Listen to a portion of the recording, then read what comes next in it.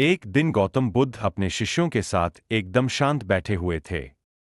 उन्हें इस प्रकार बैठे हुए देख शिष्य चिंतित हुए कि कहीं वह अस्वस्थ तो नहीं है।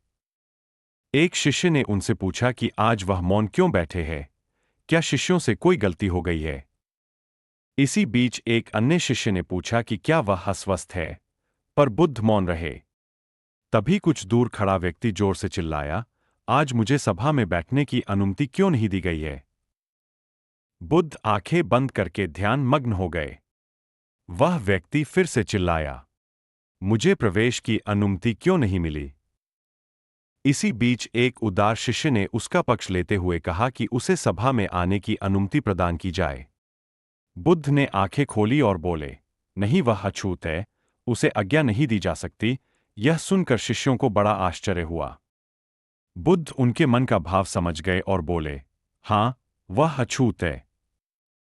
इस पर कई शिष्य बोले, हमारे आश्रम में जात-पात का कोई भेद ही नहीं, फिर वह अछूत कैसे हो गया। तब बुद्ध ने समझाया, आज वह क्रोधित होकर आया है। क्रोध से जीवन की एकाग्रता भंग होती है। क्रोधी व्यक्ति प्राय मानसिक हिंसा कर बैठता है, इसलिए जब तक वह क्रोध में रहता है तब तक अछूत होता है। इसलिए उसे कुछ समय एकांत में खड़े रहना चाहिए। क्रोधित शिष्य भी बुद्ध की बातें सुन रहा था।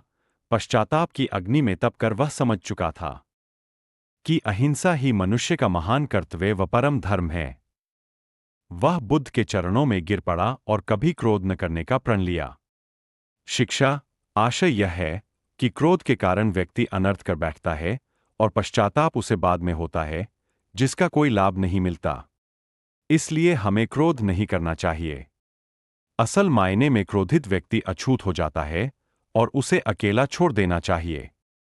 क्रोध करने से तन, मन और धन तीनों की हानि होती है। क्रोध से ज्यादा हानिकारक कोई और वस्तु नहीं है।